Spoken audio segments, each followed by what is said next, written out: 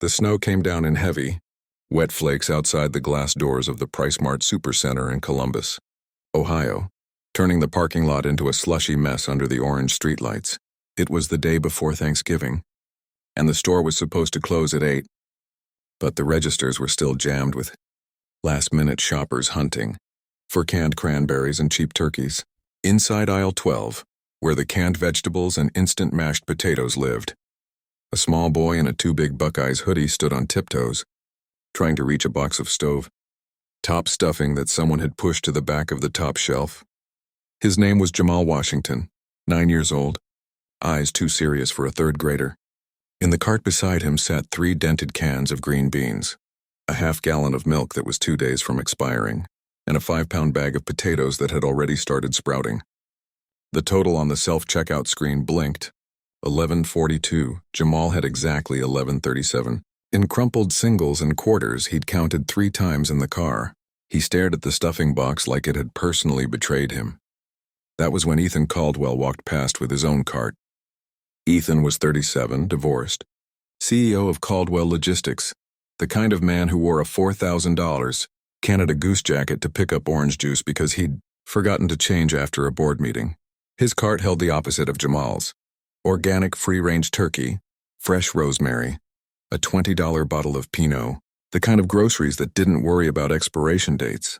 Ethan almost kept walking. He was late. His daughter Harper was waiting at home with the nanny, and he still had to stop for cranberry relish. But the boy's voice stopped him cold. "Please don't take our food." Ethan turned. Jamal was looking straight at him, clutching the sleeve of Ethan's coat with mittened fingers that had holes in the thumbs. "My mom is sick," Jamal said, voice cracking but steady. "She can't work right now. The doctor said maybe cancer. We only need a little more to get the stuffing, and the milk won't go bad till Friday, and I promised her a real dinner tomorrow." A woman nearby pretended not to listen while scanning her rotisserie chicken. Another man shifted awkwardly and looked at his phone. Ethan glanced at the self-checkout screen.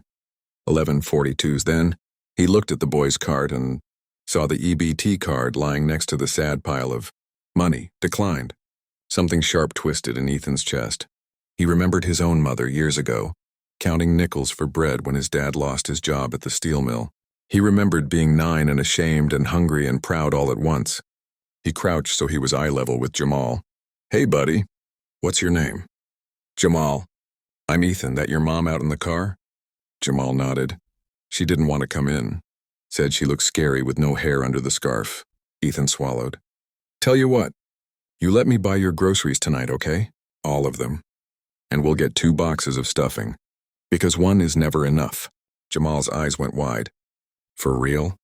For real?" He hesitated, the way kids do when they've learned too early that nothing comes free. "You're not going to follow us home or anything, right?" The question hit Ethan like a slap. "No, little man. I promise. Just dinner." Jamal studied him for a long second, then nodded once, decisive. Ethan lifted the boy into the cart seat like he used to do with Harper when she was small, back before private schools and violin lessons and a nanny who charged more per hour than most people made in a day. Jamal weighed almost nothing. They added the second box of stuffing, a can of fried onions for the green beans, a pumpkin pie from the bakery case, real butter, a carton of eggnog. Ethan swiped his black card without looking at the total. 87.63. He didn't blink. At the exit, the automatic doors slid open to reveal a battered blue minivan idling under the awning, wipers slapping away snow. A woman sat in the passenger seat, turquoise scarf wrapped around her head, face gaunt but still beautiful in the way sickness. When she saw Jamal waving from the cart, her whole face lit up, then crumpled in confusion when she spotted the white man pushing it. Ethan wheeled the cart right up to the van. Jamal hopped out and ran to his mom. "Mama, this is Mr. Ethan. He bought our Thanksgiving." The rest came out in a rush, words tumbling over each other. The woman, LaToya, tried to protest, but her voice was paper-thin from chemo. Ethan just started loading bags into the back of the van, waving off her thanks. "It's nothing," he said. "Really?" LaToya's eyes filled. "You don't even know us." "I know your son's got good manners and he loves his mama," Ethan said. "That's enough." Jamal tugged Ethan's coat. "You want to come eat with us tomorrow? Mama makes the best mac and cheese even when she's tired." Ethan laughed, surprised. I've got my daughter Harper, but thank you. LaToya found her voice. Bring her, please, we got plenty now. She tried to smile, and it broke Ethan's heart a little. He almost said no. He had reservations at the country club, a chef coming from New York. The whole polished performance of wealth he'd built to prove something to a father who'd never cared. But Jamal was looking at him with those serious eyes, and LaToya's hand trembled on the door handle.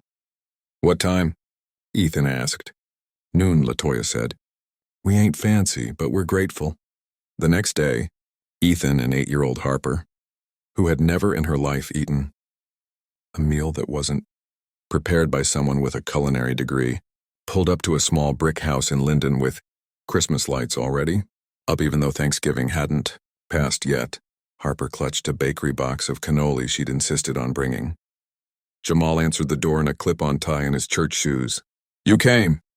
The house smelled like butter and sage and love. LaToya moved slow, but she was dressed, lipstick on, scarf tied pretty. There were 7 people,